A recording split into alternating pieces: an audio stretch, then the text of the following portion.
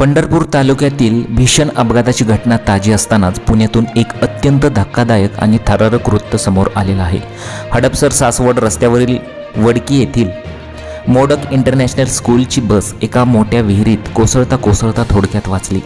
विहिरीच्या बाजूला असलेल्या सुरक्षा कवचामुळे म्हणजेच त्या बॅरिगेट्समुळे हा भीषण अपघात टळला असून बसमधील शाळकरी विद्यार्थ्यांचे प्राण सुदैवाने वाचले आहेत। या घटनेच्या वेळी स्कूल बसचा ड्रायव्हर पूर्णपणे मद्यधुंद अवस्थेत असल्याचं समोर आलेलं आहे।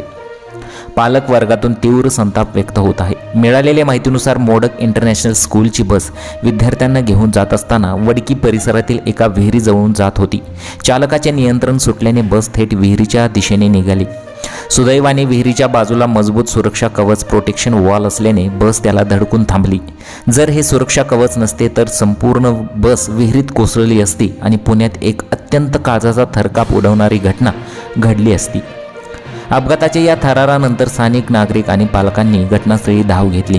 तपासणी केली असता शाळकरी मुलांच्या जीवाशी खेळणारा बस चालक हा दारूच्या नशेत धुंद असल्याचे निदर्शनास आले।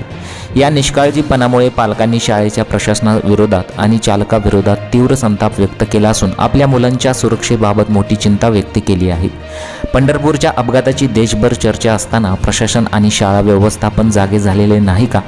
मद्यधुंद चालकाच्या हाती निष्पाप मुलांचे आयुष्य सोपवणाऱ्या अशा बेजबाबदार शाळांवर कठोर कारवाई कधी होणार असं पालकांचं म्हणणं येत आहे।